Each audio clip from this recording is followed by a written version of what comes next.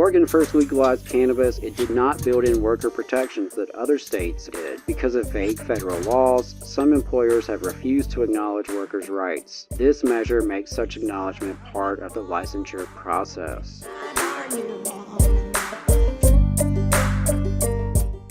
And on that note of places that are a little bit different from Alabama, I was in Oregon recently.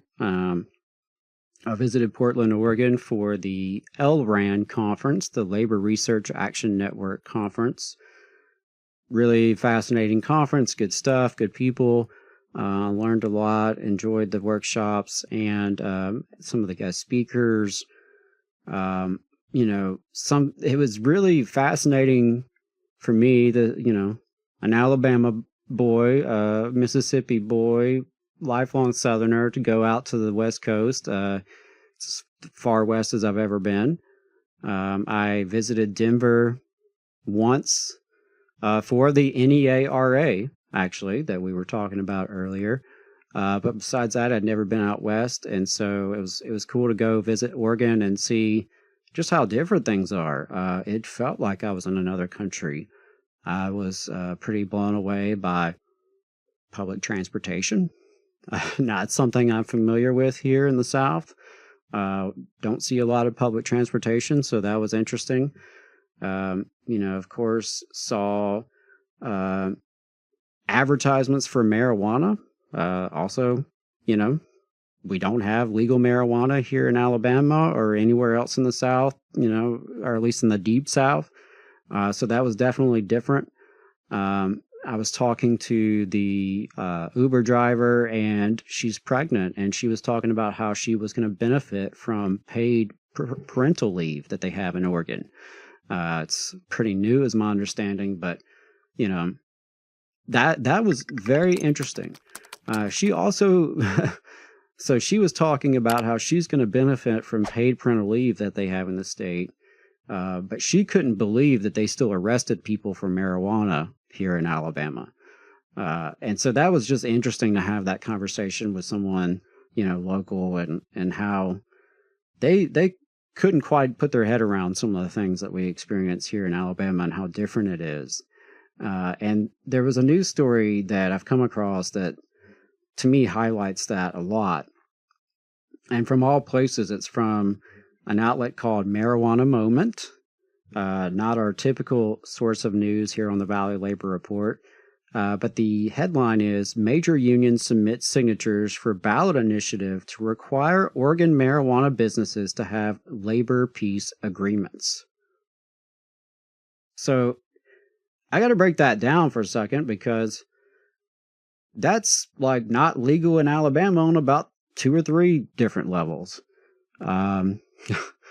We don't have ballot initiatives in the state of Alabama. You can't collect signatures to get something on the ballot. We don't have a referendum process. So that's just not something we would even be familiar with. Of course, we don't have legalized marijuana. We have legalized medical marijuana as of a year or 2 ago, but it has yet to actually come to fruition. It's been tangled up in court battles. It's also very restrictive, is my recollection of the legislation that passed. And so, Alabama is still locking up people, particularly Black and brown poor people, for marijuana, while states like Oregon, it's treated just like liquor or, beer or anything like that. You show an ID, you purchase it, and they collect tax revenue, right? And that's really interesting, that dichotomy of how different it is, and just in the same country, right? In the very same country. So back to this story from Marijuana Moment. A regional chapter of a national labor union has submitted what they expect will be more than enough signatures to put an initiative on Oregon's November ballot to mandate labor peace agreements within the marijuana industry. Hey, 5 seconds. Just wanted to say that this is only possible because of our donors. If you want to see more of this, then consider donating yourself at tblr.fm/donate. The United Food and Commercial Workers, UFCW Local 555, announced on Monday that it submitted more than 160,000 signatures to the Secretary of State's office to qualify their measure, which would effectively block union-busting activities by cannabis sector employers. That is really remarkable because a lot of listeners will remember here in Alabama this past legislative session, we actually had a bill to strip incentives from companies that voluntarily recognize unions. A little different, right? Labor peace agreements and neutrality is distinct from voluntary recognition, don't get me wrong. But yeah, it's just, again, fascinating to see this. Here's two different states within the same country moving in two very different directions. So this ballot measure, this signature collection, this comes after the legislature declined to enact a bill containing similar provisions as part of the 2023 session. UFCW had lobbied for that legislation, and it decided to mount a campaign to let voters decide on this issue after that effort failed in the legislature. Simply put, the ballot measure will require any cannabis dispensary or processor to enter into a labor peace agreement affirming the right of their workers to form a union if they so choose, said Miles Ishaya, UFCW Local 555 spokesperson. Quote, when Oregon first legalized cannabis, it did not build in worker protections that other states such as California, New York, and New Jersey did. Because of vague federal laws, some employers have refused to acknowledge workers' rights. This measure makes such acknowledgement part of the licensure process. So the article continues that failure to provide proof of a labor peace agreement would be grounds for denial or revocation of a marijuana business license under the proposal. The agreement is defined as a contractually enforceable understanding that the employer must, quote, remain neutral with respect to a bona fide labor organization's representatives communicating with the employees of the applicant or the licensee about the rights afforded to such employees.